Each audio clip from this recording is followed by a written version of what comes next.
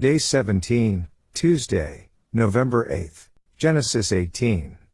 Genesis 18 1-33 NKJV. Then the Lord appeared to him by the terebinth trees of Mamre, as he was sitting in the tent door in the heat of the day. So he lifted his eyes and looked, and behold, 3 men were standing by him.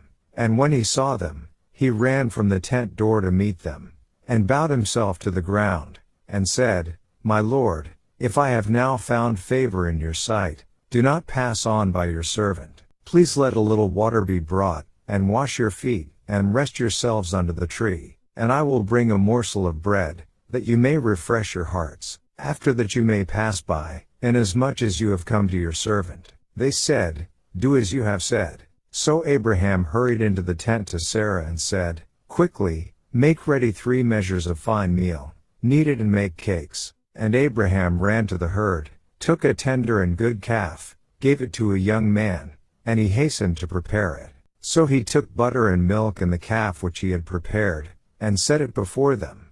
And he stood by them under the tree as they ate. Then they said to him, Where is Sarah your wife? So he said, Here, in the tent. And he said, I will certainly return to you according to the time of life, and behold, Sarah your wife shall have a son. Sarah was listening in the tent door which was behind him. Now Abraham and Sarah were old, well advanced in age, and Sarah had passed the age of childbearing. Therefore Sarah laughed within herself, saying, After I have grown old, shall I have pleasure, my Lord being old also? And the Lord said to Abraham, Why did Sarah laugh, saying, Shall I surely bear a child, since I am old? Is anything too hard for the Lord? At the appointed time I will return to you, according to the time of life, and Sarah shall have a son. But Sarah denied it, saying, I did not laugh, for she was afraid. And he said, No, but you did laugh. Then the men rose from there and looked toward Sodom, and Abraham went with them to send them on the way. And the Lord said, Shall I hide from Abraham what I am doing? Since Abraham shall surely become a great and mighty nation, and all the nations of the earth shall be blessed in him. For I have known him, in order that he may command his children and his household after him, that they keep the way of the Lord, to do righteousness and justice, that the Lord may bring to Abraham what he has spoken to him. And the Lord said, Because the outcry against Sodom and Gomorrah is great, and because their sin is very grave, I will go down now and see whether they have done altogether according to the outcry against it that has come to me. And if not, I will know. Then the men turned away from there and went toward Sodom. But Abraham still stood before the Lord. And Abraham came near and said, Would you also destroy the righteous with the wicked? Suppose there were 50 righteous within the city. Would you also destroy the place and not spare it for the 50 righteous that were in it? Far be it from you to do such a thing as this, to slay the righteous with the wicked, so that the righteous should be as the wicked. Far be it from you. Shall not the judge of all the earth do right? So the Lord said, If I find in Sodom 50 righteous within the city, then I will spare all the place for their sakes. Then Abraham answered and said, Indeed now, I who am but dust and ashes have taken it upon myself to speak to the Lord. Suppose there were 5 less than the 50 righteous, would you destroy all of the city for lack of 5? So he said, If I find there 45, I will not destroy it. And he spoke to him yet again and said, Suppose there should be 40 found there? So he said, I will not do it for the sake of 40. Then he said, Let not the Lord be angry, and I will speak. Suppose 30 should be found there? So he said, I will not do it if I find 30 there. And he said, Indeed now, I have taken it upon myself to speak to the Lord. Suppose 20 should be found there? So he said, I will not destroy it for the sake of 20. Then he said, Let not the Lord be angry, and I will speak but once more. Suppose 10 should be found there? And he said, I will not destroy it for the sake of 10. So the Lord went his way as soon as he had finished speaking with Abraham, and Abraham returned to his place. Daily Deep Dive. We will start with a couple sections from the UCG reading program today. While Abraham sat in the shade of his tent, he saw 3 men approaching. Subsequent events show them to be the pre-incarnate Christ and two angels. It was the custom in those days that one had an obligation to treat well any visitor who happened upon one's camp. Indeed, this custom prevails to this day among the nomadic Bedouin of the Middle East and was much in evidence in the early decades of the 20th century. To neglect to welcome and provide for a visitor was esteemed a great insult and a mark of a man of worthless character. So when Abraham, a 99-year-old man, saw the men, he ran from the tent door to meet them, and bowed himself to the ground. Verse 2.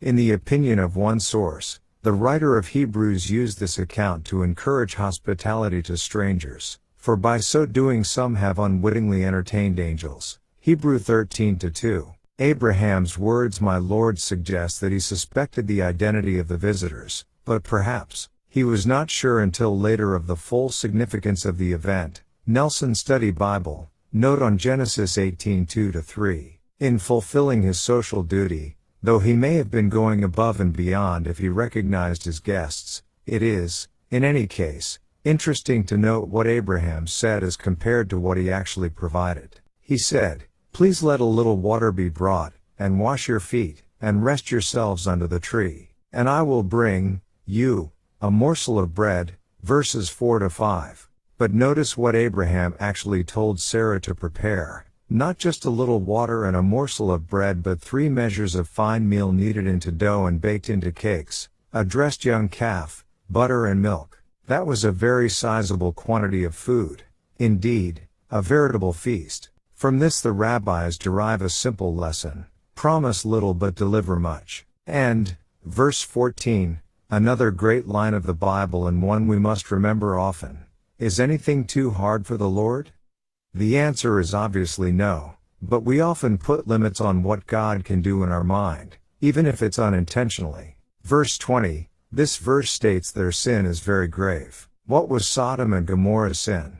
There were many. Before we focus on some of their sexual sins, notice what Ezekiel records in Ezekiel 16:49-50. Look, this was the iniquity of your sister Sodom. She and her daughter had pride, fullness of food, and abundance of idleness. Neither did she strengthen the hand of the poor and needy. And they were haughty and committed abomination before me. Therefore I took them away as I saw fit. Godless pride, having too much time on their hands and in their abundance, not helping those who were in need. He continues that they were haughty, slightly different from pride, and they committed abominations. I think we would all be wise to think through this list and examine where pride, haughtiness, idleness, and where we have the capacity to help others more than we take. Jewish historian Josephus records this about Sodom. Antiquities Jews, Book 1, Chapter 11.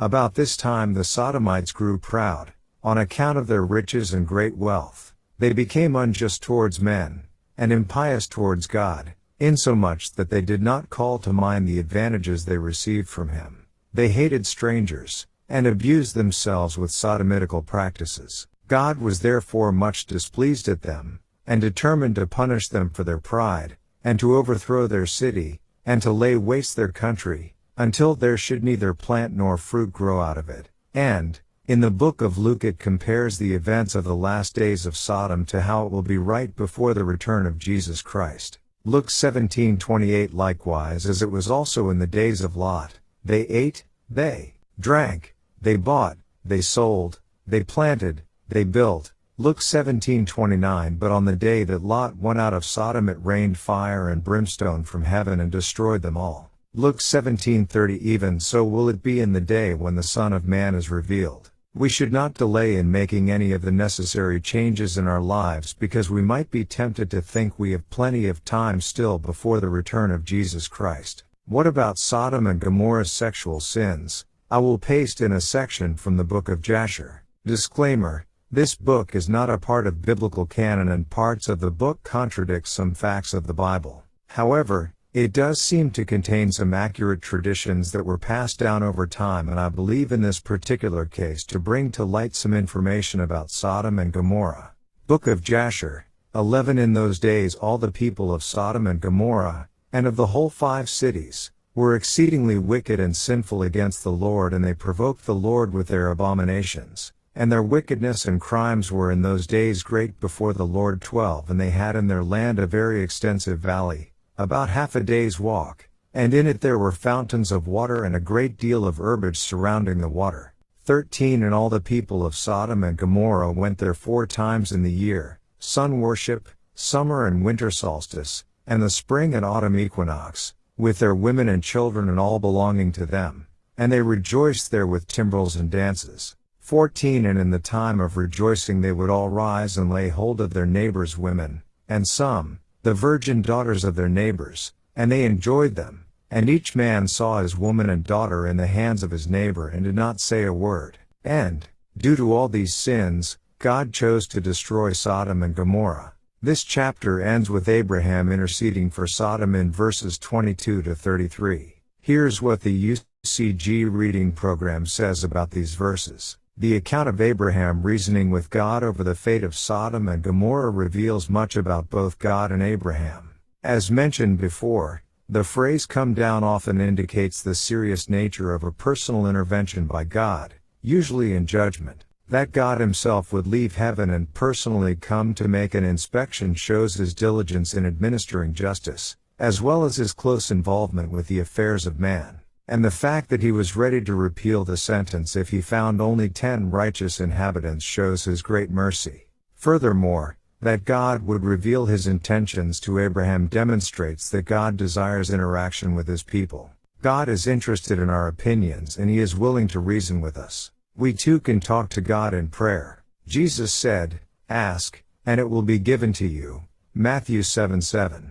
God hears and answers our prayers. He even changes his plans at times in response to our prayers. Interestingly, God disclosing his business to Abraham, who will later be called a prophet, Genesis 27, brings to mind Amos 3:7, which states, "Surely the Lord God does nothing, unless he reveals his secret to his servant the prophets." We also see reflected in the account something of the nature and character of Abraham, that he could be bold toward God, generous to his guests and merciful toward even the sinful inhabitants of Sodom and Gomorrah. And,